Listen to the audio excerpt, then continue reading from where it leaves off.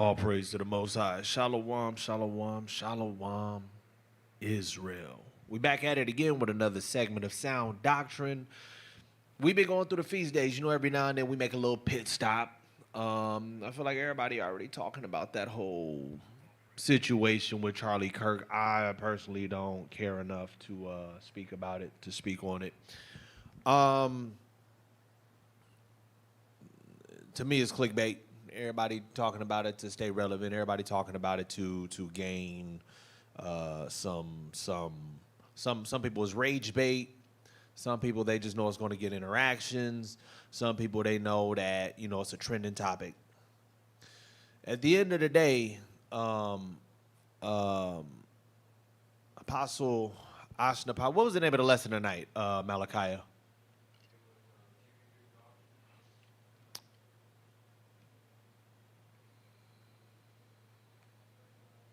Charlie Kirk, the Great White Hope. No, that was Yasha's, I believe. Oh, Ashnapasha? Yeah, what was Ashnapasha's I lesson give you tonight? good doctrine. I give you good doctrine, right? This past Tuesday, Shahad did a lesson on the conclusion of the whole matter, right? That's all that matters. Everything else is entertainment, right? Anybody that does all of that, I'll leave that up to y'all. Y'all got it. I don't care too much about it. Let's get to the conclusion of the whole matter, the good doctrine, right? Let's start off with Proverbs. Start off with Proverbs.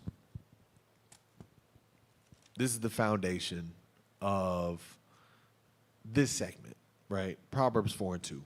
Check, check. It's the book of Proverbs, chapter 4 and verse 2. For I give you good doctrine, forsake ye not my law. That's the whole foundation of everything, the good doctrine. What's going to get you salvation? What's going to lead you to the kingdom? Forsake ye not my laws. Focus on the laws of the Most High God. Because as it says in 2 Timothy, at some point in time, people are not going to want to abide in the sound doctrine and good doctrine. They're going to have itching ears and want to heap to themselves teachers, learning all of this other stuff, hearing about all of this other stuff, and we completely forget about the foundation. I want to say I said it in the lesson last week, but if I didn't, I'll reiterate it. Me and my brother Abaya were talking last week, actually, and we spoke the week before that as well.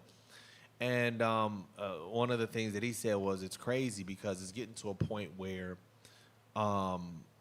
these sources and this information that people love to bring out is no longer supporting the Bible. The Bible is supporting the sources, right? So what that means is now all of a sudden the Bible becomes supplementary and you're putting these sources in front of the Word of God, right? That's what's happening now because people are more focused on, let me show you how much information I know. Let me show you how smart I am. Let me show you how deep I can be, as opposed to just being strong in the foundation. Understand the foundation, be strong in the foundation, because that is the conclusion of the whole matter. These laws, statutes, and commandments in the faith in Christ, right? So, we give you good doctrine, forsake ye not the law of the Most High God. We're going to jump straight into it, right? Tonight, we're going into Hanukkah, a.k.a. the Feast of Dedication. This is still the series of the feast days, right? We've gone through every single one leading up to this point: Sabbath, new moon, Passover, memorial assignment, first fruits, trumpets, atonement, tabernacles. Now we hit Hanukkah, a.k.a. the Feast of Dedication, right? Let's go to 1 Maccabees, chapter 1. Book of 1 Maccabees, chapter 1. And let's start at verse 1. It's the book of Maccabees, chapter 1 and verse 1. Come on. And it happened after that Alexander, son of Philip, the Macedonian, who came out of the land of Shittim, had smitten Darius, king of Persians and Medes, that he reigned in his stead, the first over Greece. And he made many wars and won many strongholds, and slew the kings of the earth, And slew the kings of the earth. Read. and went through to the ends of the earth, and took spoils of many nations, and so much that the earth was quiet before him. The earth was, Alexander the Great went around terrorizing known kingdoms, right? Read. Whereupon he was exalted, and his heart was lifted up.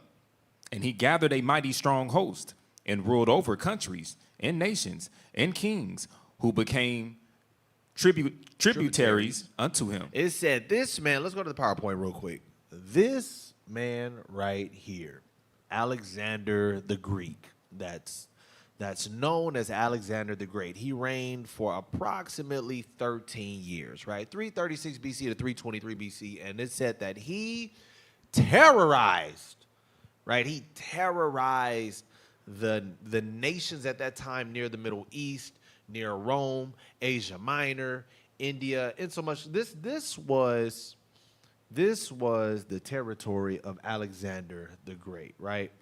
All of the highlighted areas you see, this is the area in which he conquered. He conquered Northeast Africa, also known as Egypt. He conquered Mesopotamia, Assyria, Armenia, Asia Minor, Macedonia, Thrace actually ended up being a part of his area. He went as far east as India, as far west as northern Egypt, Asia Minor, and even roaming into Rome, right? So a bit more of what his territory looked like. This was the territory that Alexander the Great had conquered, right? So it said this man went about, mind you, remember, the Persian Empire was a little smaller than this. He went and conquered all of the Persian Empire plus more. All of the Persian Empire plus more. And he reigned for 13 years, right? Don't go anywhere. Start at verse 4 and read verse 5. Or read through verse 5, excuse me. Start at verse 4? Start at verse 4, yes. Verse 4, and he gathered a mighty strong host, and ruled over countries, and nations, and kings, who became tributaries unto him. And after these things he fell sick, and perceived that he should die. So he knew he was going to die. Come on.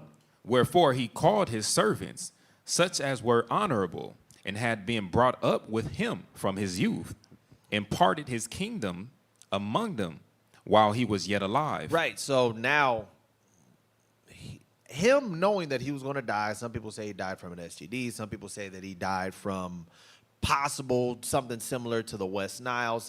It's still speculated about how he actually died, but they knew it was some form of infectious disease that he had acquired, right? It says historical accounts mention his symptoms included fevers, exhaustion, chills, delirium, which lasted about 2 weeks. 2 weeks before his death in June of 323 BC in Babylon. So he died in the area of Babylon. Some people said that he was poisoned. Some people said it was from heavy alcohol consumption.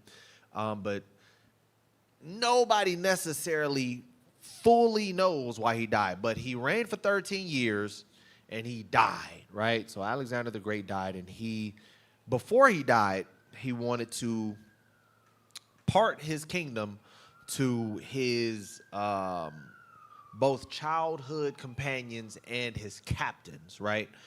Read verse 7. Verse 6.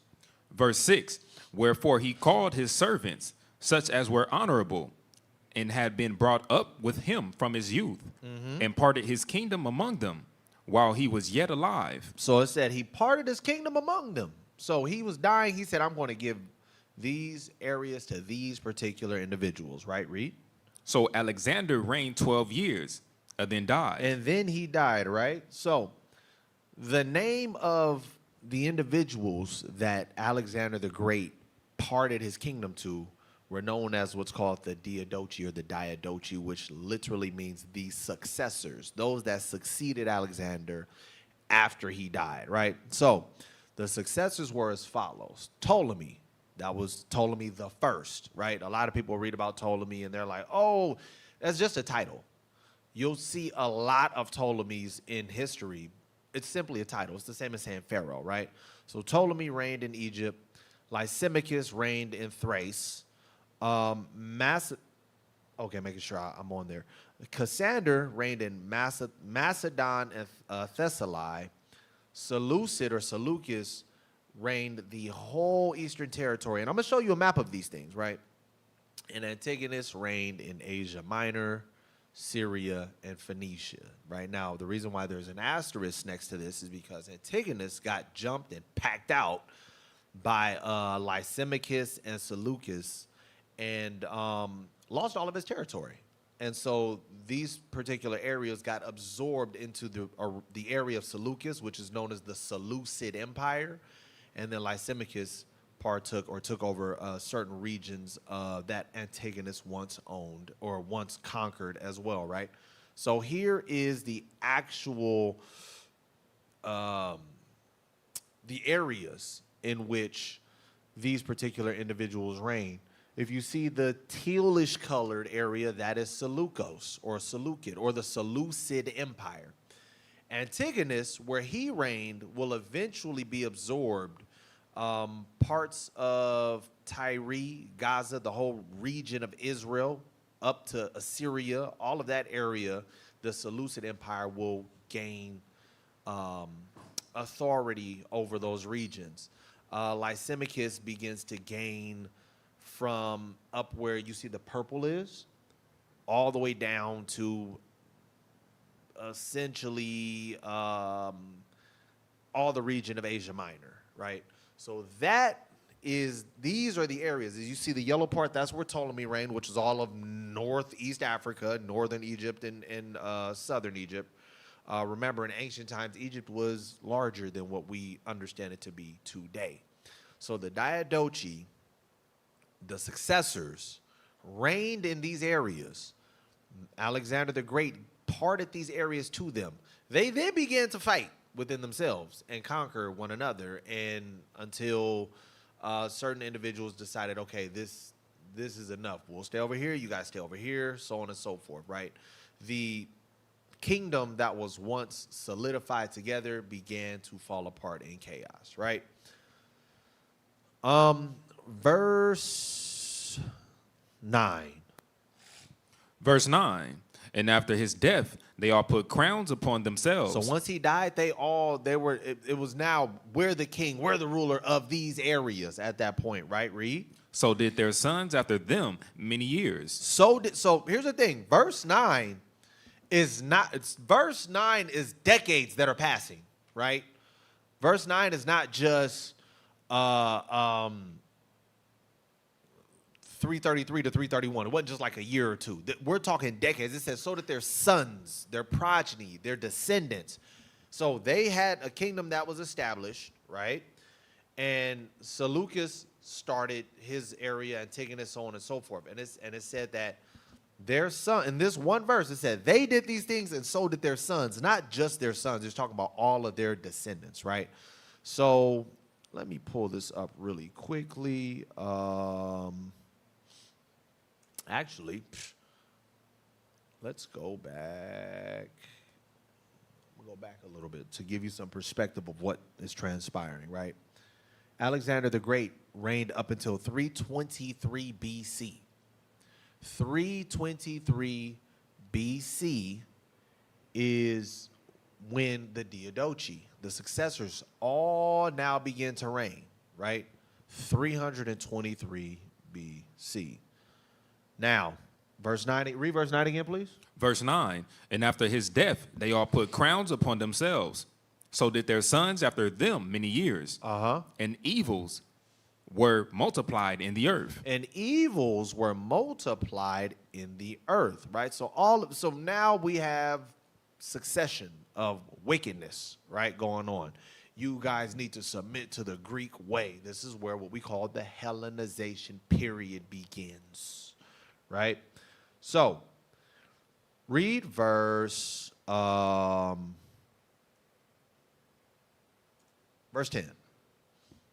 And there came out of them a wicked root, Antiochus, surnamed Epiphanes, Antiochus, surnamed Epiphanes, right? Read. son of Antiochus the king, And son of Antiochus the king, right? who had been an hostage at Rome. And he reigned in the 137th year of the kingdom of the Greeks. And he reigned the 137th year, right?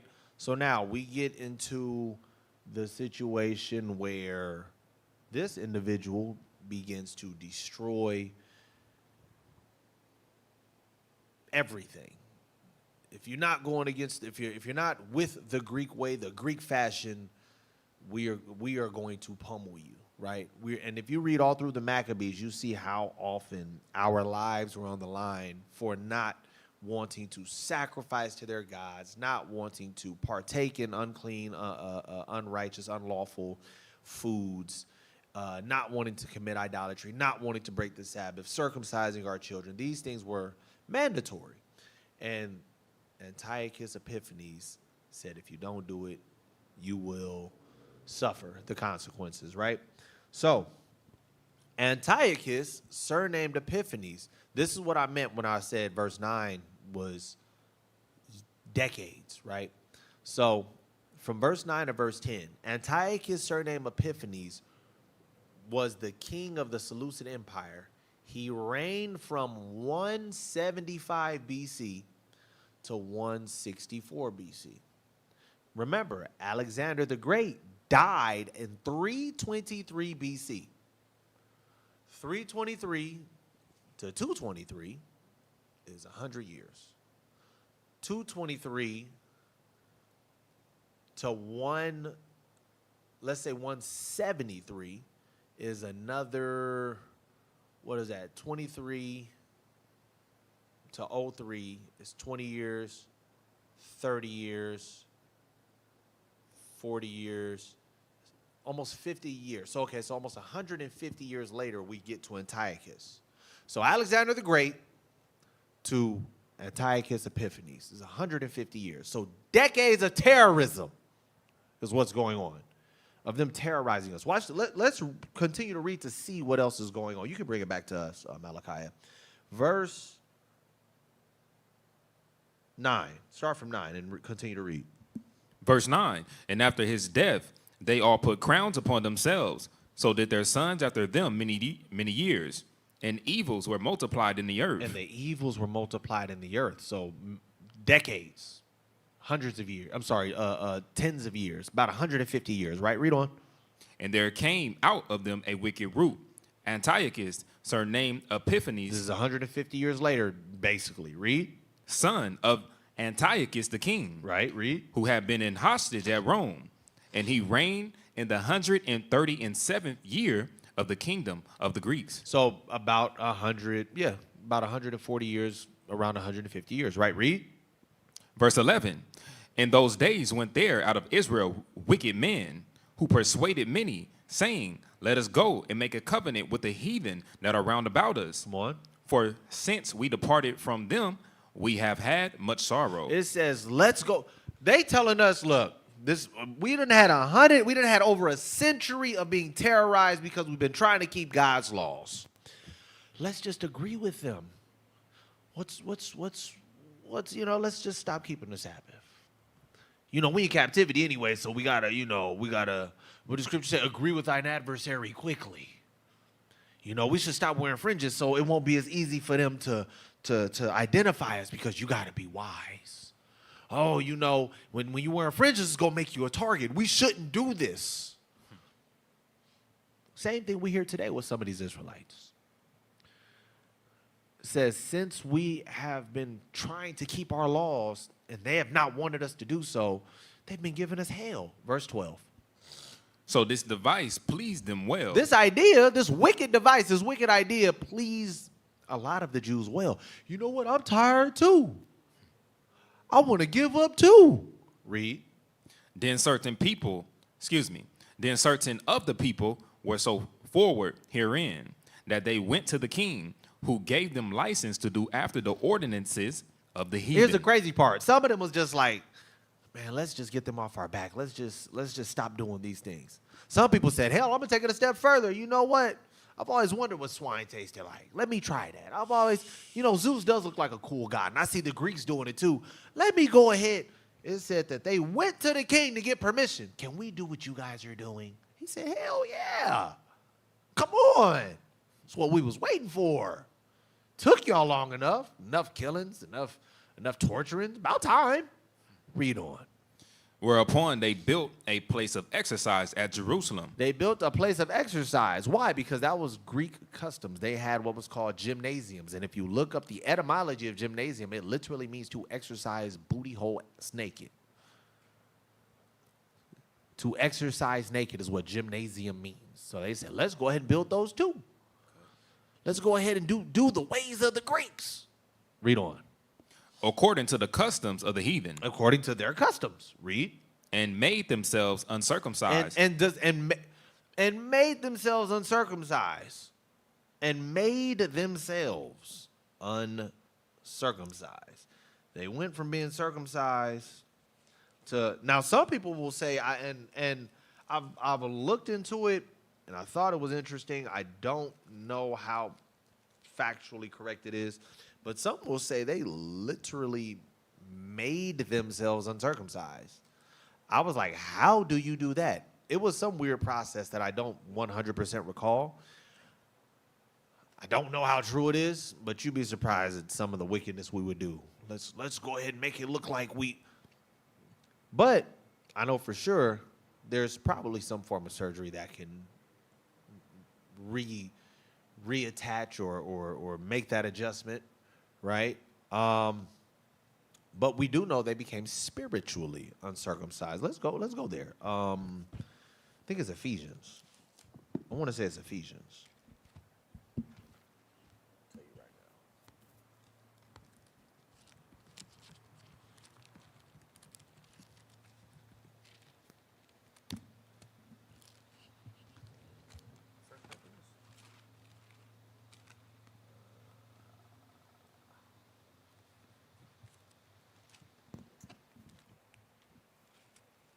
Ephesians 2, I believe. Let me see.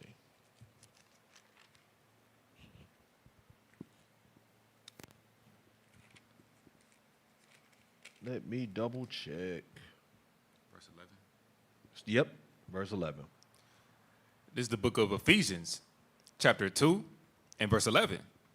Wherefore remember that ye, being in times past Gentiles in the flesh, who are called uncircumcision. The Israelites at that time was called uncircumcised. They were Gentiles in the flesh, spiritually and physically. We got to a space where we actually stopped circumcising our children because we were following the ways of the Greeks. Read. By that which is called the circumcision in the flesh made by hands. You were called uncircumcised by those that were still in Judea partaking of the customs of the Jews.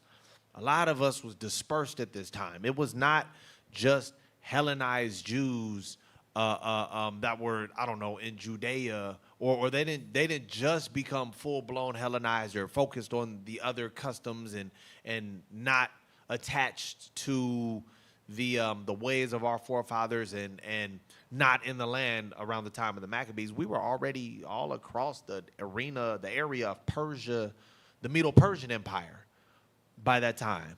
Mordecai was not in Jerusalem. Mordecai wasn't near Jerusalem. Mordecai was on the other side of the Arabian Peninsula. And a lot of Jews were in Shushan, which was in that area. So we was already migrating and going everywhere, right? So we got to a space where our faith had waned. They stressing us out. Let's just go ahead and follow their ways. Some people said, I'll do you one better. I'm trying to get in the good graces of them. Let's just do what they doing. Okay. You know what? This ain't that bad. This is actually kind of fun. I don't know. Things, history, as the scripture said, there's no new thing under the sun. I see a lot of Israelites merging the ways of the world with the ways of America with the laws of God now, but I digress, right? Go back to First Maccabees.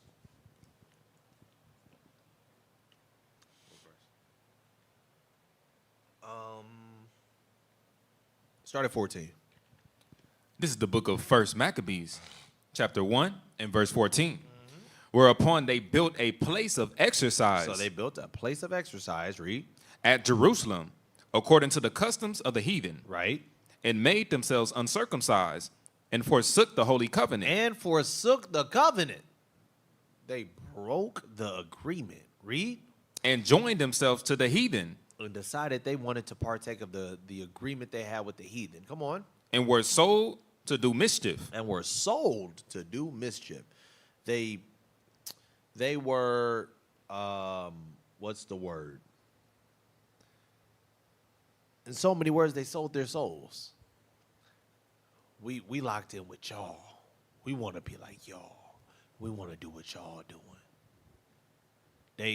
When we say you sell your soul, what we're saying is you decided to give away your salvation, devotion, the agreement you made with God to partake in what the devil has for you. When people sell their soul today, they're not saying, oh, I'm literally selling. No, you're selling away your dignity. You're selling away your spirituality. You're giving away what it is that makes you holy, that the Most High utilized to separate you from the Father. You now want to be like them. You've given your soul, you've given your way, you've given yourself over to the wicked, right? Read on. Verse 16. Now when the kingdom was established before Antiochus, he taught to reign over Egypt. He thought to reign over Egypt, right? Read. That he might have the dominion of two realms. Right, so remember, let's go back to the PowerPoint.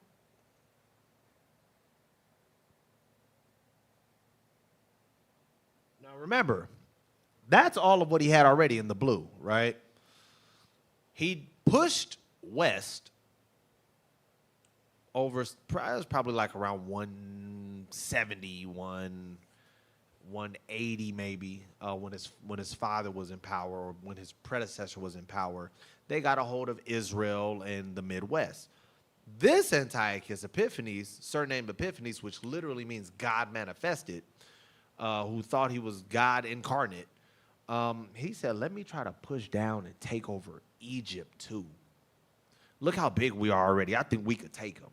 Why not, right? Verse 17. Wherefore he entered into Egypt with a great multitude. He pulled up into Egypt, read. With chariots and elephants and horsemen and a great navy. Read. And made war against Ptolemy, king of Egypt. But Ptolemy was afraid of him and fled, and many were wounded to death. So Ptolemy didn't want no smoke. He said, yeah, you a massive army, right? Read on. Thus they got the strong cities in the land of Egypt, and he took the spoils thereof. So the Seleucid Empire began to expand into Egypt, right? Read. And after that, Antiochus had smitten Egypt. He returned again in the 143rd year, and went up against Israel and Jerusalem with a great multitude. So then he went into, he circled back. He passed Israel to then circle back, double back, and say, okay, now it's time for me to go ahead and take over this area, right? Let me go ahead and establish my dominance here. Why y'all still got this menorah up? Why y'all still got this this temple up? What's going on? Right? Watch this. Read on. And entered proudly into the sanctuary. He came into the sanctuary, the holiest of the holy place. Right? Read. And took away the golden altar. And took away our altar. Read. And the candlestick of light. Read. And all the vessels thereof. All the holy vessels. He pulled up and said, yeah, that's all mine now. Go ahead, give it up. Go ahead, run that. Read. And the table of shewbread. And the table of showbread. Read. And the pouring vessels.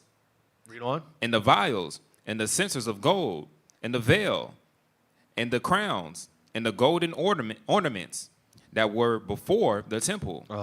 All which he pulled off. Everything he pulled off. Come on. He took also the silver and the gold, and the precious vessels. Also he took the hidden treasures which he found. He pulled up and took everything. right? Everything. Now, let's drop down. Let's drop down to verse 41. Verse 41. Moreover, King Antiochus wrote to his whole kingdom that all should become one people, and every one should leave his laws. So all the heathen then agreed according to the commandment of the king. Yeah, many also of the Israelites consented to his religion and sacrificed unto idols And sacrificed unto idols, read. and profaned the Sabbath. And profaned the Sabbath. Sacrificed unto idols. What are we talking about? Go back to the PowerPoint. This devil right here, this bastard. This Greek god known as Zeus. If you look into the history, the Jews were coerced. Yes, to a degree, they were coerced and were forced into sacrificing to the Greek gods. The highest of them all, Zeus. And you know what they sacrificed? That which was unlawful, swine's flesh, right? Antiochus tore down our altar, took away everything from us, and in place placed the Greek god and had the Jews sacrificing swine's flesh, right? Let's fast forward. First Maccabees. What do we want? Chapter 2. Let's get straight to it. First Maccabees chapter 2. And start at verse 1. First Maccabees chapter 2 and verse 1. You can bring it back to us. Go ahead. In those days arose Matthias, the son of John, In those days arose Matthias, or Mattathias, right? Read. the son of Simon, or Simeon, a priest of the son of Joarib, from Jerusalem, and dwelt in Modin. So this was a priestly lineage, right? Mattathias, who was of the lineage of the priests, a Levite, right? Verse 2. And he had 5 sons. 5 sons, come on. Joannan, called Cadius, Simon, called Thasai, It says Joanan, called Cadus or Cadus. Simon, who was called Thasai, which literally meant, the wise or the governor, the ruler, the counselor, right? Read. Judas, Judas, who was called Maccabeus, Maccabeus, which is hammer. This was who we called the hitter. Everybody, when we talk about Judas Maccabeus, when we talk about the Maccabean revolt, when we talk about the Maccabean family, that was all of them weren't called Maccabean, right? Judas was the Maccabean. But we know it based off of his war tactics when he went out conquering. It was called the Maccabean revolt because Judas Maccabeus went out slaughtering with a great slaughter. Read all through Maccabees and see all of the wars that he won, all the battles that he won, right? Read on. Eleazar, called Abiram, and Jonathan, whose surname was Apphus. So these are the sons of Mattathias, right? So in the time where Israel was being killed for keeping the laws, was being tortured for keeping the laws. You can read 2 Maccabees and see what was going on. 2 Maccabees 7, 2 Maccabees, I think 5. You see a lot of what transpired. People were losing their lives for refusing to violate the Most High God, right? Read on. Verse 6, and when he saw the blasphemies that were committed in Judah and Jerusalem, he said, woe is me. Wherefore was I born to see this misery of my people? So now we see that Mattathias is seeing all of the destruction, all of the wickedness, all of the killing, everything that's going on. And he said, I wish that I'd rather had not been born, right? So as you continue to read, there's one individual that comes to try to get Mattathias to sin against God. Mattathias says, to hell with you and the king, I'm not doing it. Some individual decides to say, I'll do it. If I'll be the king's friend and this, and that, I'll do it. Basically, he wanted some clout and was willing to forsake the Lord for it. Again, no new thing under the sun. We see it today. Mattathias was pissed off. I said Mattathias was so mad, he couldn't even control himself. He killed that man right there on the altar and then turned around and killed the man that was enticing them to do so. And they left. They fled. And they had wars, they had battles. And let's fast forward to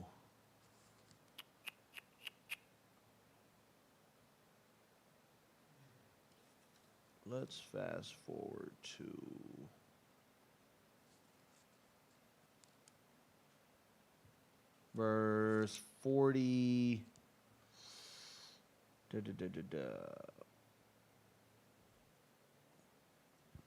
Let's drop down to verse 45. Verse 45, then Mattathias and his friends went round about and pulled down the altars. And what children soever they found within the coast of Israel uncircumcised, they circumcised valiantly. Valiantly, right? So he killed them. He told everybody, look, whoever's trying to keep the laws, whoever's trying to worship the Most High God, come with me. We gon' continue to serve the Lord. So they went around and began to revolt against the Greeks. They were tearing down all of their altars, and if they found kids that did not keep the law as far as circumcision was concerned, they would circumcise them. They were beginning to fight for the laws of God, right? Read. They pursued also after the proud men, and the work prospered in their hand. Read. So they recovered the law out of the hand of the Gentiles. So then they were able to begin to keep the laws again. They got the book of the law back, all of that, right? Read. And out of the hand of kings. Read. Neither suffered they the sinner to triumph. Right. So they was willing to put down whoever was going against the law. Read. Now when the time drew near that Mattathias should die, Mattathias getting old now, right? Read. He said unto his sons, now have pride and rebuke gotten strength, in the time of destruction and the wrath of indignation. Read. Now therefore, my sons, be ye zealous for the law. Be ye zealous for the law. What is he saying? Be ready to be passionate. Be committed to the law. Be ready to die for the law. Why is this important? Because so many people today do not understand the severity of fighting for the law. So many people are okay with, well, we understand we're in captivity, so we have to just, move this way and do this and do. These people were willing to lose their lives to obey the Most High. Think about that. They were ready to lose their lives to say, I'm not breaking the Sabbath. I'm going to circumcise my child. I'm not eating these things. I'm not sacrificing to this idol. I refuse. Read on. And give your lives for the covenant of your fathers. And give your lives for the agreement that was made. What was that agreement? Those 10 commandments, the 2 tables of stone. Obey these things and you will be my people. I will be your God. Mattathias said, don't ever forget that. Read. Verse 51. Call to remembrance what acts our fathers did in their time. Read. So shall ye receive great honor in an everlasting name. If you do righteously, remember these things. Then he begins to speak on the history of our forefathers, right? And all of the things that they went through, everything that they were able to triumph, right? That's 52 through like 63. Drop down to 64. Verse 64. Wherefore ye, my sons, be valiant. Be valiant. Valiant, and shew yourselves men in the behalf of the law. And show yourselves men on behalf of the law. What is he saying? You can't be no punk.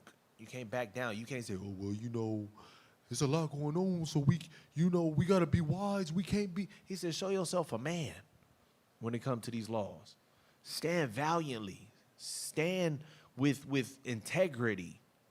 Stand with dignity when it comes to this law. Read on. For by it shall ye obtain glory. The Most High, their father understood that by keeping these laws, you will attain glory, you will win, you will triumph. Right? Read. 65. And behold, I know that your brother Simon is a man of counsel.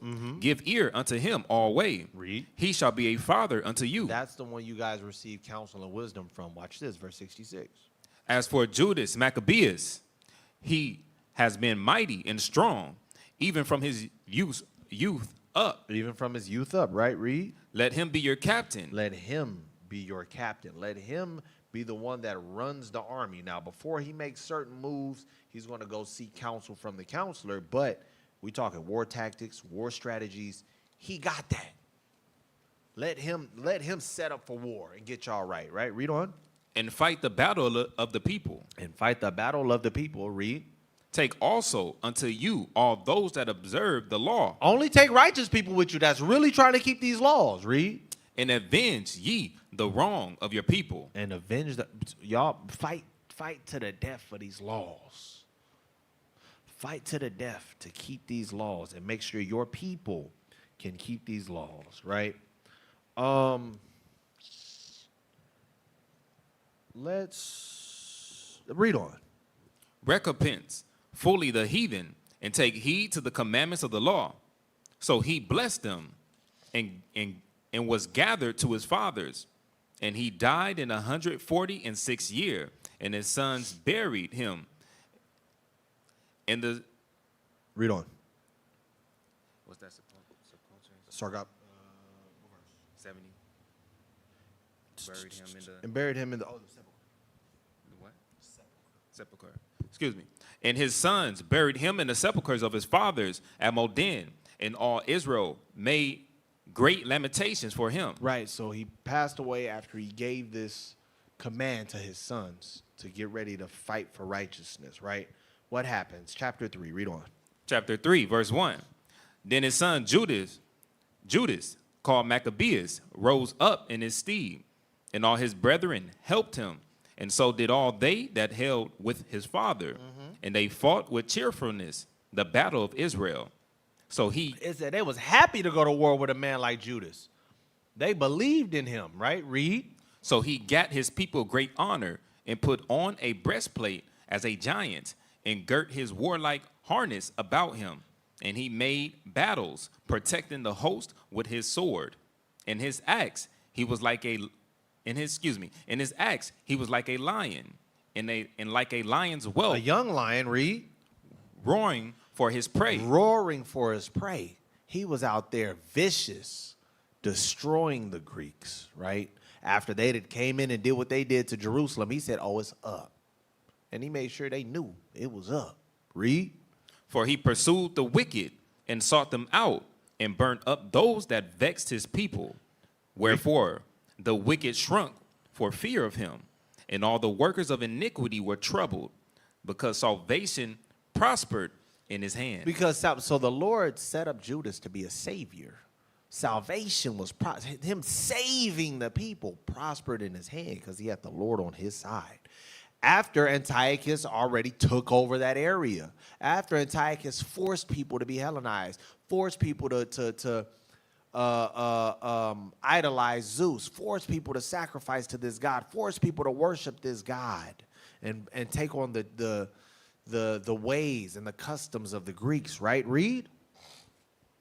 Verse 7, he grieved also many kings, and made Jacob glad with his acts, and his memorial is blessed forever. It said he was pissing off a gang of leaders, gang of kings, gang of rulers. Antiochus had governors set up, and he was smoking them. Anything that ruled that went against the father that was causing Israel to sin, he said, I got something for you. And people were terrified because they're like, this is crazy. And he's really like that. Read on. Moreover, he went through the cities of Judah. He went through Jerusalem where the temple was, and they destroyed it. Read. Destroying the ungodly out of them. Any wicked heathen, any wicked Israelite, everybody had to go. He said, we gonna make this place holy again. Stop playing. Read. And turning away wrath from Israel. And it's turned away wrath from who? Wrath of the Most High. Because the Lord was pissed off at us because we turned away from him. He said he turned away wrath. Read on. So that he was renowned unto the utmost part of the earth. Come on. And he received unto him such as were ready to perish. So these were individuals. He said, those that were in a space where they thought there was no hope, they were going to die, he said, you guys come with me. He was salvation unto them. He was their savior. Read. Then Apollonius gathered the Gentiles together and a great host out of Samaria to fight against Israel. So Apollonius gathered a bunch of heathens to fight Israel in the northern region, right? Samaria. Read. Which thing when Judas perceived, he went forth to meet him. And so he smote him and slew him. Many also fell down slain, but the rest fled. So they tried to, they thought they could take Judas. Judas said, all right, cool. Killed them all. Read on. Wherefore Judas took their spoils, and Apollonius' sword also, and therewith he fought all his life long. This had to be a dope sword. He said, I like this. This is going to be my new sword. This is going to be my weapon. He killed Apollonius.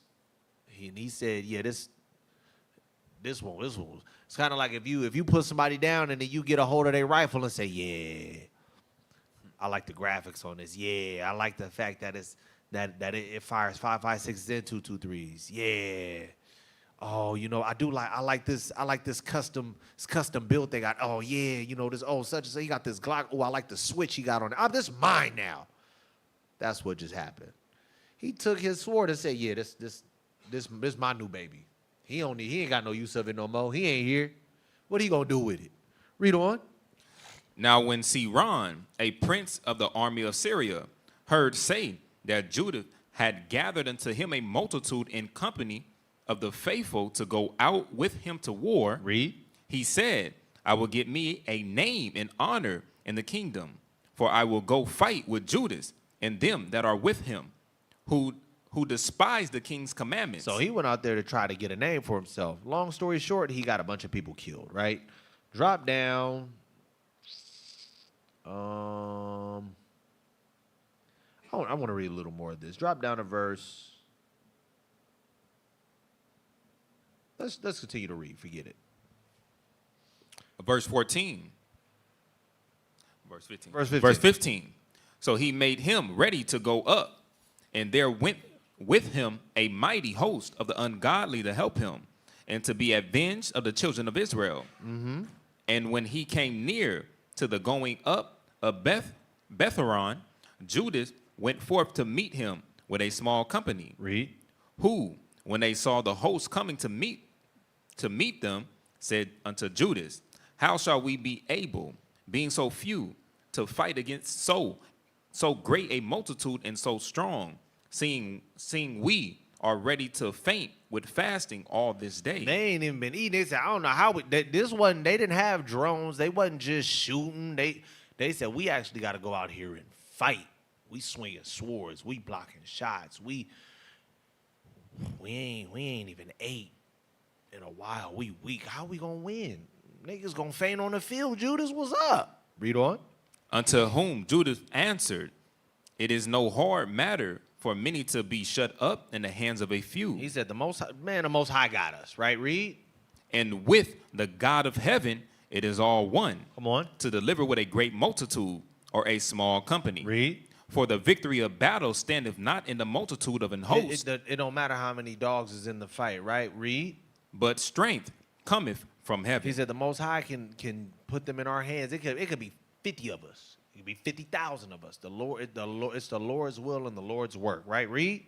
They come against us in much pride and iniquity, to destroy us and our wives and children, and to spoil us. He's trying to kill all of our wives, our children. Use a man, right? We're supposed to be protecting our women and our children, right? They coming to kill us all in pride and iniquity. But you know what? Watch this. Read on. But we fight for our lives and our laws. We fight for our lives and our laws. We fighting for the Lord. We fighting for righteousness. I know he got us. Don't worry about it. Read. Wherefore the Lord himself will overthrow them. The Most High got us. He gonna kill them. Read. Before our face. And as for you, be ye not afraid of them. Now as soon as he had left off speaking, he leapt suddenly upon them, And so Ron and his host was overthrown before him. They was all killed, right? Read. Or they were all destroyed. It was defeated. Read. And they pursued them from the going down of Betharon unto the plain, where were slain 800 men of them. And the residue fled into the land of the Philistines. So he thought he was going to pull up on them. Man, oh, man, they weak. They been fasting. They small, man. Hey, we finna go kill them for them. We going to get us a name for the king. Judas whooped on them boys. Read on. Then began the fear of Judas and his brethren, and an exceeding great dread to fall upon the nations round about them. And so much as his fame came unto the king, and all nations talked of the battles of Judas. Mm-hmm. Now when the king, Antiochus heard these things, he was full of indignation. Wherefore he sent and gathered together all the forces of his realm, even a very strong army. He opened also his treasure and gave his soldiers pay for a year. He said, I'll give y'all a bonus. I need y'all to go to Jerusalem and kill these niggas. Judas is out here whooping us, and he's making my kingdom look bad. He said, I'm finna gather up everybody I can. I want y'all to get rid of this man. Y'all got to get rid of this man. Read on. Commanding them to be ready whensoever he should need them. Right. Nevertheless, when he saw that the money of his treasures failed, and that the tributes in the country were small because of the dissension and plague. So remember, the kingdom was kind of in turmoil. Everything wasn't. It was a big kingdom, but it wasn't all solid. So he said, "Man, we running out of money. I done ran out of everything trying to give it to the army to go get rid of Judas." He blew it, right, Reed? Which he had brought upon the land, and the taking away the laws which had been of old time. Verse 30, he feared that he should not be able to bear the charges any longer, nor to have such gifts to give so liberally as he did before. Right, so that he running out of money. He can't afford this army. He trying to figure out what he gonna do. It said that he went to Persia and to take tribute from them, and he left Lysias to oversee the affairs. Let me drop down. Let's drop down to, I want to get straight to the point.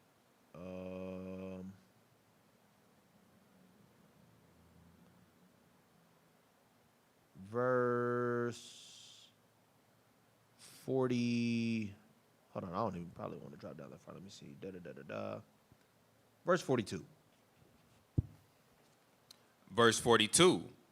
Now when Judas and his brethren saw that the miseries were multiplied, and that the forces did encamp themselves in their borders, for they knew how the king had given commandment to destroy the people and utterly abolish them. So the king put out there, y'all need to destroy these people, right? And Judas knew about it. Read. They said one to another, let us restore the decayed estate of our people, and let us fight for our people in the sanctuary. Read.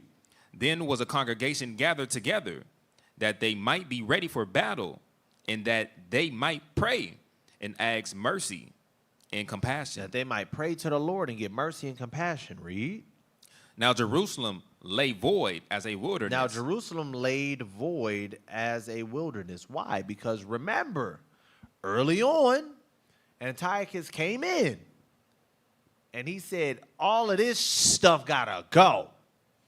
And he began to get rid of everything. He began to tell the people, y'all not worshiping these gods or your God. Y'all not sacrificing these things. Y'all not circumcising y'all kids. Y'all not doing none of this. Right? So Jerusalem laid void. Read. There was none of her children that went in or out. The sanctuary also was trodden down, and aliens kept the stronghold. And the aliens, the heathens, those that were not Israelites, they were in the temples, in the sanctuary, said, nigga, this is ours. We gonna stay here. Read. The heathen had their habitation in that place. They lived there. They were not allowed in the sanctuary, but they made themselves right at home. Read. And joy was taken from Jacob, and the pipe with the harp seized. No singing, no festivities, no joy. Read. Wherefore the Israelites assembled themselves together and came to Mosphah over against Jerusalem. Which was right. Read. For in Mosphah was the place where they prayed aforetime in Israel. This was near Jerusalem, but it wasn't in Jerusalem, and this is where they prayed before Jerusalem was built. Right. Read. Or the temple was built in Jerusalem. Read. Then they fasted that day and put on sackcloth and cast ashes upon their heads. Read. And rent their clothes. Read. And laid open the book of the law, wherein the heathen had sought to paint the likeness of their image. Then they opened up the book of the law, which the heathen had taken away and tried to rewrite and redraw and repaint and everything else. Right. Read. They brought also the priest's garments and the first fruits and the tithes and the Nazarites they stirred up, who had accomplished their days. So they had the Nazarites in their vow make these sacrifices to please the Lord. Read. Then cried they with a loud voice toward heaven, saying, What shall we do with these, and whither shall we carry them away? What are we supposed to do? They've destroyed our temple. Watch this. Read. For thy sanctuary is trodden The down. sanctuary is destroyed. Where we used to make these sacrifices is destroyed. What do we do? How do we sacrifice now? Read. Trodden down and profaned. Come on. And thy priests are in heaviness. Read. And brought low. And the priests are distraught. Read. And lo, the heathen are assembled together against us to destroy us. And they trying to kill us, and they took over our holy sanctuary. Read. What things they imagine against us, thou knowest. Read. How shall we be able to stand against them, except thou, O God, be our help? They're fasting and crying out to the Lord. Lord, what do we do? They've destroyed the sanctuary. They've brought down the menorah. They've stolen all the gold. They've stolen the showbread. They've stolen everything out of your holy temple. They've turned it into a den of heathens. They're worshiping Zeus on your altar, Lord. Read. Then sounded they with trumpets and cried with a loud voice. And after this, Judas ordained captains over the people, even captains over thousands and over hundreds and over 50s and over 10s. But as for such as were building houses or have been betrothed wives or planting vineyards or were fearful, those he commanded that they should return. Pursuant to the law in Deuteronomy, if you just had a vineyard, if you just gathered some land or purchased some land, if you just got married, you're supposed to enjoy that for a year. You don't need to go to war, right? Read. Every man to his own house. Come on. According to the law. Read. So the camp removed and pitched upon the south side of Emmaus.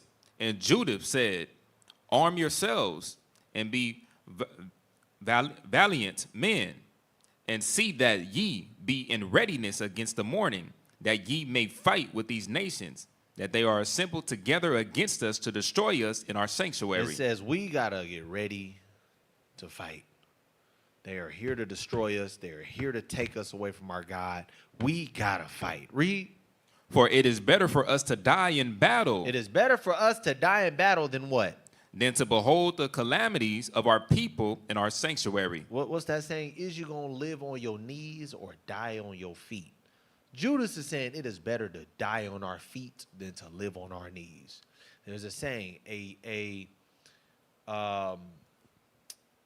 valiant man or a courageous man dies once, but a coward dies 1,000 times. What is that saying? You've lost your freedom. You've lost your soul as a slave.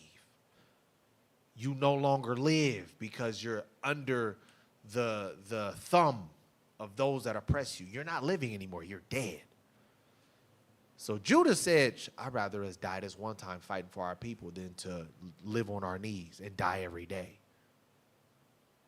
We're not a coward. We don't die 1,000 deaths.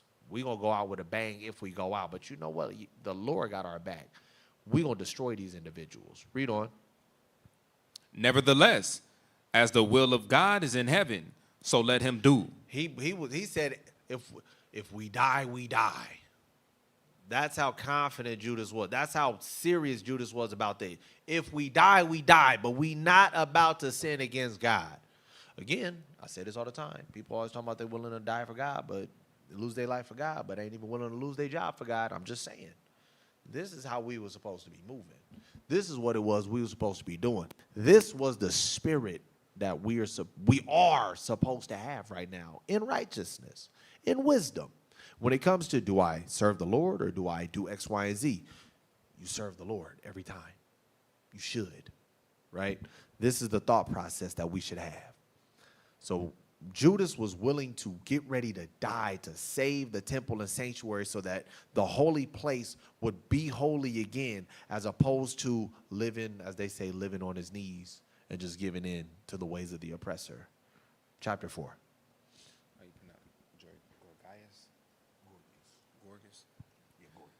Chapter 4, verse 1. Then took Gorgas 5,000 footmen and 8,000 of the best horsemen, and removed out of the camp by night, to the end he might rush in upon the camp of the Jews and smite them suddenly. Read. And the men of the fortress were his guides. So now we got Gorgas, who was one of the captains of Antiochus. And he's ready to go out and destroy the Jews. Everybody won't smoke because we was like, well, some of us did give in. If you read all through the Maccabees, you see there was a lot of wicked Israelites. And those that were fighting for righteousness had wicked Israelites that were up against us, right? But this particular group of Israelites, the Maccabees and their revolt, they was moving right. And these other nations was ready to put them out because it's like, how dare you go against what it is we trying to establish, right? Read on. Now when Judas heard thereof, he himself removed, and the valiant man with him, that he might smite the king's army, which was at Emmaus, while at yet the forces were dispersed from the camp. Right. So now Judas is like, I gotta be calculated in how we gonna fight this, right? Read. In the mean season came Gorgas by night into the camp of Judas, and when he found no man there, he sought them in the mountains. For said he, these fellows flee from us. So we already got the drop on them. They said, all right, they trying to pull up on us at night. They trying to ambush us and they trying to kill us. We gotta maneuver right. We know what they doing. We know where they gonna be at. Let's leave. We gotta regroup, right? Read. But as soon as it was day, Judas shewed himself in the plain with 3,000 men, who nevertheless had neither armor nor swords to their minds. Right, read. And they saw the camp of the heathen, that it was strong and well harnessed, and encompassed round about with horsemen. Right, they had a get. So here's the thing. You knew you was in some deep shenanigans if all you had was the 210, your 2 feet and 10 toes, and your sword and your shield. If these people you was going to war with had horses and elephants and what they call unicorns, which were rhinoceroses, if they had all of that, everybody was looking like, yo, we about to die. It said that they were encompassed, meaning they were covered, surrounded with horsemen. Makes them a harder target, makes them harder to hit, makes you an easier target to die. So they knew they were outmanned, outgunned, outmatched, right? You got to understand that and remember that. Hundreds upon hundreds upon hundreds of horsemen. And then they had their foot soldiers. And they were already outnumbered. Imagine looking across from you, and all y'all got is a bunch of Glock 17 and Glock 19s. And you look across from you, and you like, yo, that nigga can snipe me from long range. I see the scope on what he got. Why does that man have an RPG? Where the hell they get a tank? Damn, they got drones. And all y'all got is y'all little Glocks. That's what's going on right now. In today's time, if I had to get you to understand it, it's Glocks versus real artillery. It's like, y'all got weapons, but we got tanks, we got bulletproof Jeeps, bulletproof SUVs, drones, we got all that. That's what Judas is up against right now, right? Read on. And these were expert of war. And they was killers. They wasn't just like, oh, we just go grab. These were the Army Rangers. of their military, the Marines of their military. What is the highest? The SEALs. They were the SEALs of the military. These was them. Judas like, all we can do is have faith in the Lord right now. Read on. Then Judas to the men that were with him, fear ye not their multitude. That's crazy. You know these are the killers of the killers. You know they got way more artillery than you. And this man said, we ain't finna be scared of this. Hey, don't none of y'all be scared. Everybody back there like, all right, Judas, come on, bro. Like, damn, we had a good run. We did. But are you seeing what I'm seeing? Read on. Neither be ye afraid of their assault. Right? Remember how our fathers were delivered in the Red Sea? He had to hype them up. Like, do you know who the hell our power? You know who we serve? You know we done been through. You know how many times the Lord done got us out of situations? This is nothing. You know how many times the Lord done got us out of situations like this? Read on. When Pharaoh pursued them with an army, Read. now therefore let us cry unto heaven, if peradventure the Lord will have mercy upon us, Read. and remember the covenant of our fathers, Read. and destroy this host before our face this day. He said, we ain't even got to worry about it. The Lord done did it before. He'll do it again. We ain't even got to fight. Because remember, it said they ain't even had no war weapons with them. They was just out there. He said, we're going to count on the Lord on this one. We're gonna really stand on faith here. Read. That so all the heathen may know that there is one who delivereth and saveth Israel. He said, I'm going to show y'all something. We're going to show them the power of our Lord. Not the power of our own hands, not the power of our own might. We're going to show them the power of Yahweh. Read. Then the strangers lifted up their eyes and saw them coming over against them. Wherefore they went out of the camp to battle, but they that were with Judah sounded their trumpets. So they joined battle, and the heathen being discomfited, They sounded the horns, and the heathen got all discombobulated. Read. fled into the plain. They ran. Read. Howbeit, all the hindmost of them were slain with the sword, for they pursued them unto Gezerah and unto the plains of Idumea and Azotus and Jamnia, so that they were slain of them upon a 3,000 men. It said they ended up killing 3,000 men. They ran them boys out and still slew 3,000 men. Read. This done, Judas returned again with his host from pursuing them. Come on. And said to the people, be not greedy of the spoils, inasmuch as there is a battle before us. Read.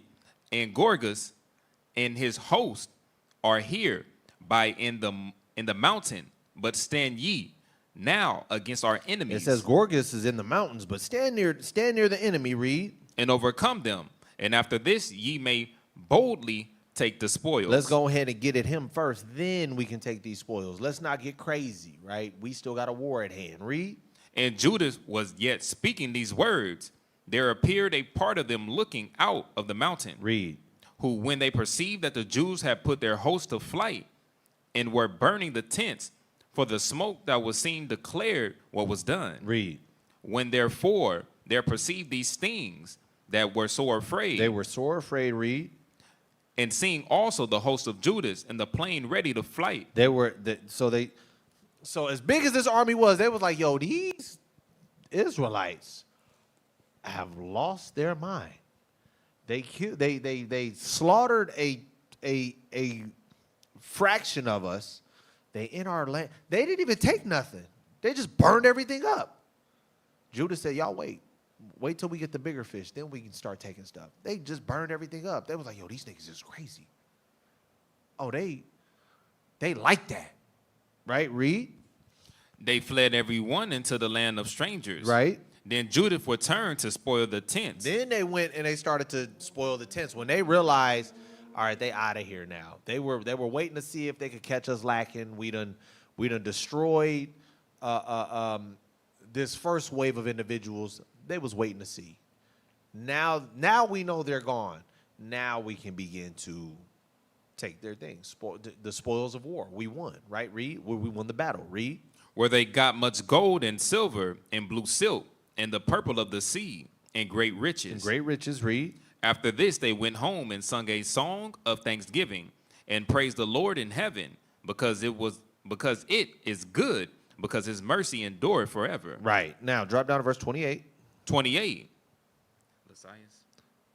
Yeah. The next year, therefore, following Lysias, gathered together 70,000 choice men of foot. Actually, let me see. Thus Israel had a great deliverance. Now all the strangers that had escaped came and told Lysias what happened. But when he heard this, was confounded and discouraged, because neither thing as he would were done unto Israel, nor such things as the king commanded. So now he's worried. Lysias like, dang, Antiochus put me in charge, and we didn't get the job done. I might lose my rank. But a year goes by. So the next year, therefore, following Lysias, Lysias gathered together 60,000 footmen and 5,000 horsemen, that he might subdue the Jews. So a year later, they back at it trying to get the Jews. Read on. So they came into Idumea and pitched their tents at Bethsura, and Judas met them with 10,000 men. Judas had 10,000 men. Read.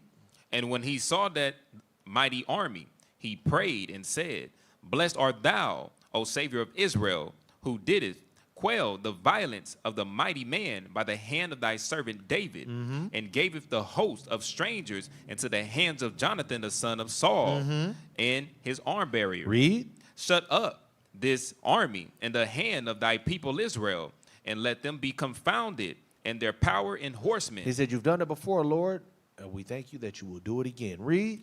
Make them to be of no courage, and cause Put fear in their heart. Put terror in their mind. Read. And cause the boldness of their strength to fall away, and let them quake at their destruction. Let them understand they're about to get destroyed, and let them be fearful of it. Read. Cast them down with the sword of them that love thee, and let all those that know thy name praise thee with thanksgiving. And let your name be praised after we destroy Lysias and his men. Read. So they joined battle. And they were slain of the host of Lysias, about 5,000 men. 5,000 men got put down. Read. Even before them were they slain. Before Israel, they were slain. Read. Now when Lysias saw his army put to flight, and the manliness of Judah's soldiers, and how they were ready either to live or to die valiantly, he went into Antiochia and gathered together a company of strangers, and having made his army greater than it was, he proposed to come again into Judea. So he lost this fight, and he was like, yo, they are like, people talk about being ready to die, but they not running. We done put down a couple people, and they're still coming. Oh, hey, we gotta bail. We gotta go regroup. We gotta go get more soldiers. Judas, we gonna die out here like this. Let's bounce. They ran up out of there, went to get more soldiers, said we gonna double back, and we gonna go back to war again, right? Read. Then said Judah and his brethren, behold, our enemies are discomfited. So Judah said, we ran up out of here. Read. Let us go up to cleanse and dedicate the sanctuary. So there's this whole history, backstory. Alexander the Great came into power, destroyed the Medo-Persian Empire, expanded his empire, died after 12 years, separated or gave regions to his successors. It was 5, then it was 4. The Seleucid Empire ended up taking over Israel.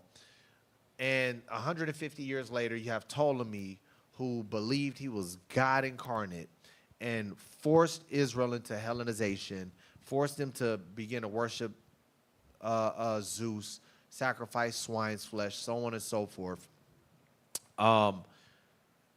Some Jews said no. Some Jews said, I'm tired of being persecuted. Mattathias and his people a couple of years later, said, this is not, no more. Mattathias was the leader, the priest at the time, the servants of the king was trying to get him to sin. He said no. It was foolish Jews there that said, I'll do it. Mattathias killed him, and they ran it. From that point on, it was up. These Hasmoneans have got to go because they're causing a revolt.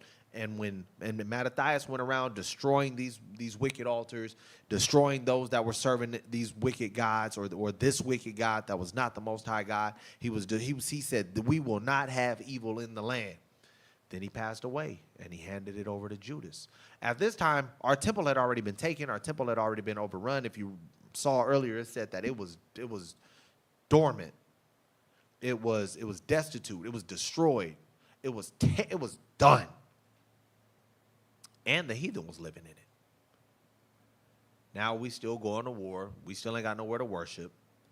But now we finally won a huge battle, ran the army of the Greeks out of there, and now we are going to rededicate the temple because we conquered and destroyed enough of them and put enough fear in their heart and have decided we now have the ability to do so, right? Read on.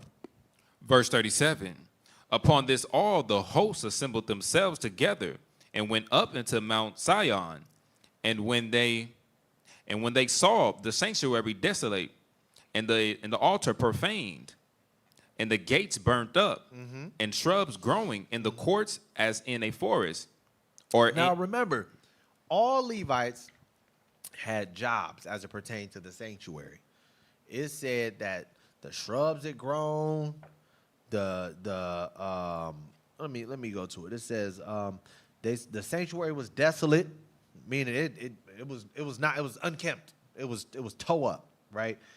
The altar was profane, probably had burnt leftover bacon bits on it. The gates was burned up because when they took over us, they set the city on fire. The gates was burned up. The shrubs grew, so the landscaping was terrible. They wasn't keeping it pristine. They wasn't keeping it together. We wasn't cutting no grass. It wasn't none. It was done. It was like, when y'all be driving down certain areas and you're like, damn, that's an abandoned house. That's what the sanctuary was. It was an abandoned house, and you knew it. It was like there's probably some meth heads living in there. It's some heathens in there. You can tell. It was not the beautiful, pristine place that you would think the Lord would be getting worshipped in. It was abandoned, right? Read on. Or in one of the mountains, and the priest chambers pulled down. The priest chambers was pulled. Everything it was heart-wrenching how desolate such a holy place was, right? Read. Verse 39.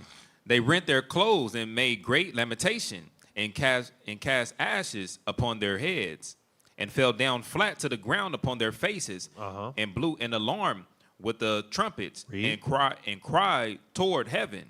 Then Judith appointed certain men to fight against those that were in the fortress. So now, this place, again, it's kind of like when we got squatters or homeless people or crackheads living in an abandoned house. That's what these heathens were. And it was people still in there.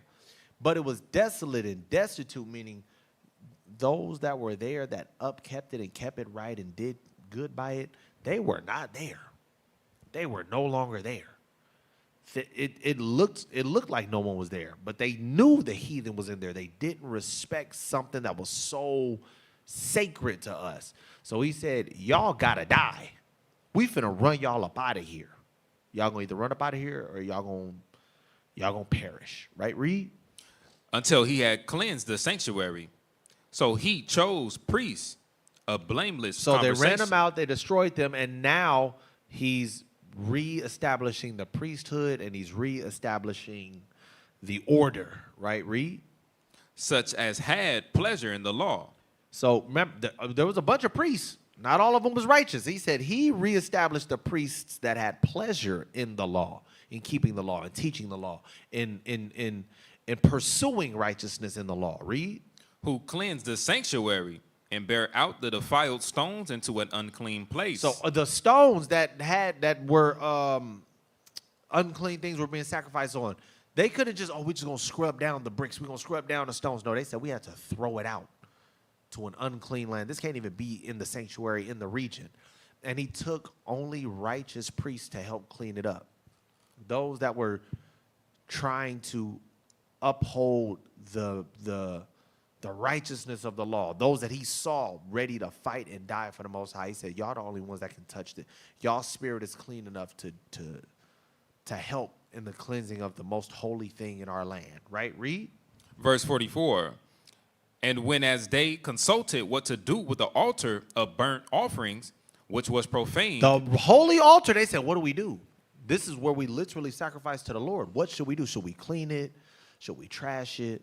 It's like what do we do with it? Because we can't sacrifice to the Lord with no altar, but this is defiled. So we can't sacrifice on this either. But we know we shouldn't be cleaning it. What to do, right? Read. They thought it best to pull it down. They said, we're just going to tear down the whole altar. Tear down the whole thing. That we can no longer, that the Lord is holy.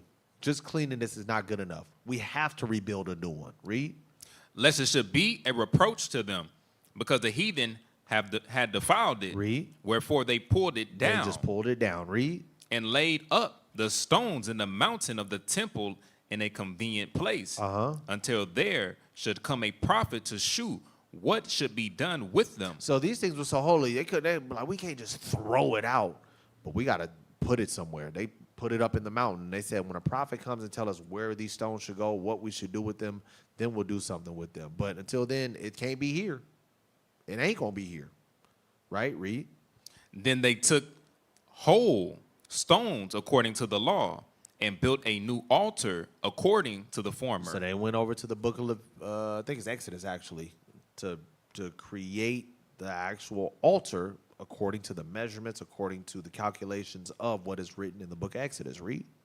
And made up the sanctuary and the things that were within the temple and hollowed the courts. Read. They made also new holy vessels, and into the temple they brought the candlestick and the altar of burnt offerings and of incense and the table. It said, so they reestablished everything that was once in the temple, right? Read on. And upon the altar they burned incense, and the lamps that were upon the candlestick they lighted, and that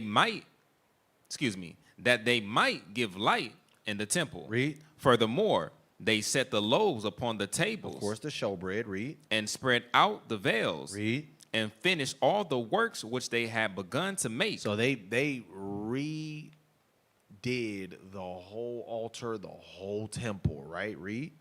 Now on the 25th and 20th day of the 9th month, which is called the month Caslu, in the 148th and 8th year, they rose up betimes in the morning. They rose up early in the morning on the 25th day of the 9th month, which is usually around mid to late November up to around mid to late December, or late November to early to mid December, right?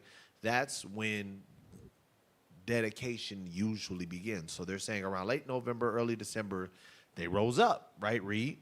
And offer sacrifice according to the law upon the new altar of burnt offerings. So now they're offering sacrifices on the new altar they just rebuilt after pulling this one down. Read.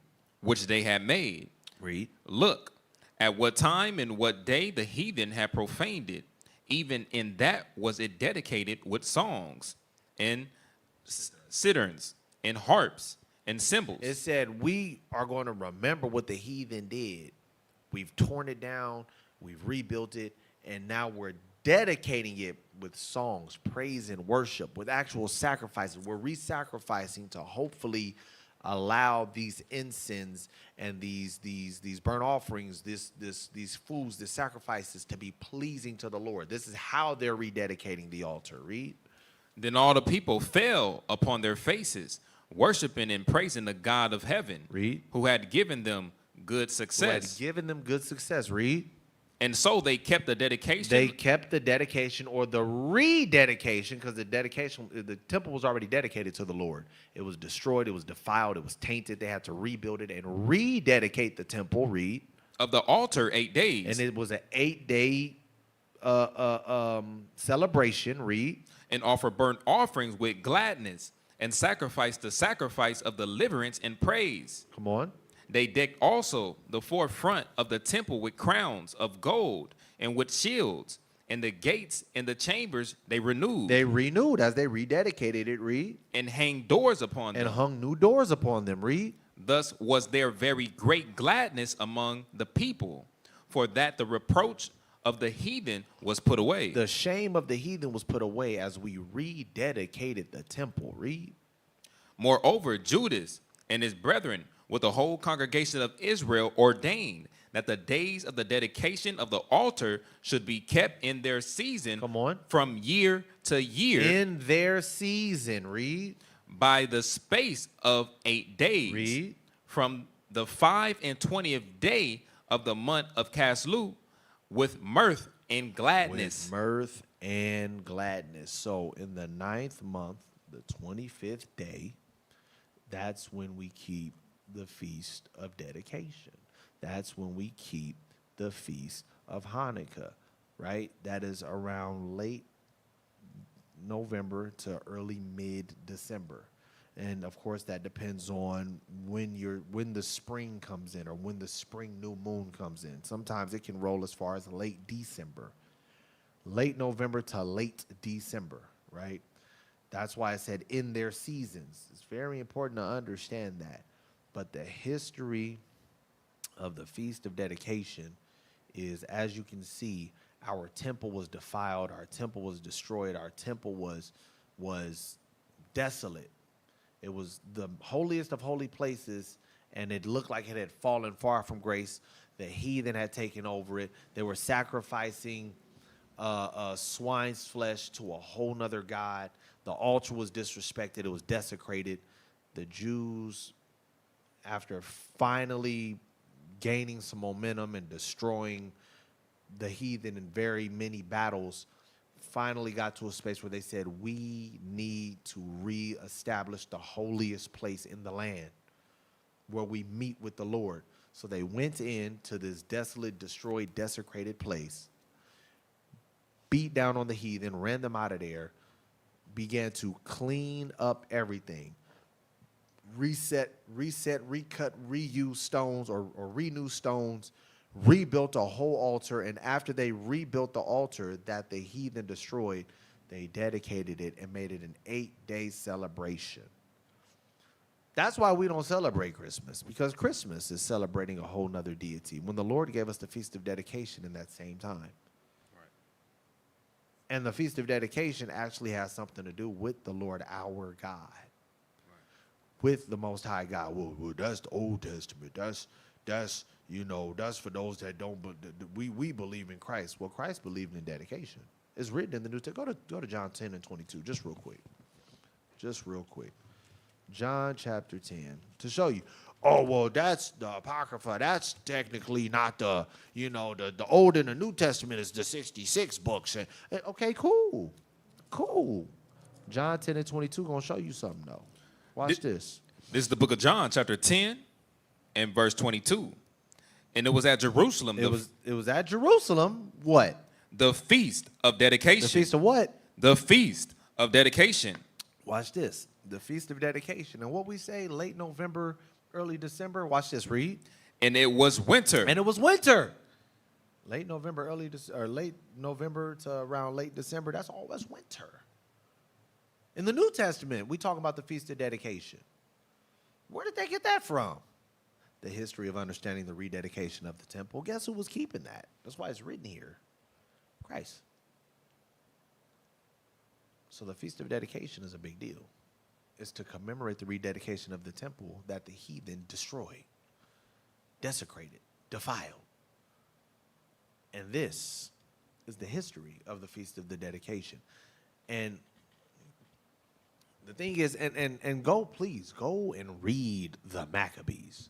It is heavy. It's always heavy. You want to talk about dedication and true faith in the Most High, the Maccabees is heavy on that. Everything that they actually went through, it's it would piss you off to see the things that people fold under pressure with today when you read the history of the Maccabees and see their devotion to the Father. Go back and read that history. Go back and read that information. Lord's will, there was some edification given. That is the history of the Feast of Dedication. Again, we do this because, yeah, this may not be, this is the great Genesis 1 breakdown. The 7 days of creation. This is the great, what was the tree of knowledge of good and evil? What was, that's all cool. But let's understand the foundation. A lot of people keep the Feast of Dedication and didn't even know it was called Hanukkah. A lot of people who keep Hanukkah didn't know that it was the same as the Feast of Dedication. A lot of people don't even know the history of this. Why do we? Because Judas, didn't one of our forefathers, they had killed the Babylonians, right? No. Know your history. Take pride in your history. Take pride in your feast days. This commemorates what we did for the Lord and what the Lord did for us. This is our foundation. This is the basics. But it's a lot of things that people don't understand. Take pride in it, right? With that being said, if you haven't yet, make sure that you share the content. We giving out this daily bread to continue to strengthen the foundation, continue to strengthen the faith, continue to strengthen the fundamentals of our people, right? Also, this is our daily bread. We trying to feed you daily. Trying to feed your spirit daily, trying to give you the understanding daily, because once you understand the foundation and the basics, everything else you can build upon with a strong foundation. Y'all be sure to tune in tomorrow. Bishop Yaz equals 2 p.m. Pacific, 5 p.m. Eastern. War for the Kingdom on True Nation East. The YouTube channel is True Nation East. And then Bishop Tazayuan, of course, he's closing out with Feed the Sheep at 4:30 Pacific, 7:30 Eastern. You already know the spiel. We got class every day. In a nutshell, we got class every day. Y'all be sure to tune in. Continue to strengthen your spirit, strengthen your foundation, strengthen your faith. Feed your soul. If you got any inquiries and want to get boots down in your town and get to the works, hit us up. Reach us at truenation.org. If you want to become a member of this family, reach us at truenation.org. And if you just got questions, if you got inquiries, if you got maybe missing some understanding and looking for some understanding, reach us at truenation.org. And of course, if you want to help to contribute to the ministry as we go out and do this work, because we truly believe that the Messiah is coming and we want to continue to push repentance around the world, truenation.org/donate. We appreciate y'all, Israel. We love y'all, Israel. Lord's will, we can continue to strengthen and feed the you guys' foundation, feed you guys' souls. May Yahweh continue to use us as vessels to do so. Love y'all, Israel. Appreciate y'all. Lord's will, we're going to see y'all next week. Continue to tune in. Make sure y'all tap in tomorrow. This has been another segment of Sound Doctrine with my brother Hezron and myself. Shalom. If it wasn't for the Most High who was on my side, man, ain't no telling where I'd be. Mr. Wilson would've known. Can't nobody tell me nothing different. The Father's been good to me. So good to me. Yeah. Wave your hands if you feel me.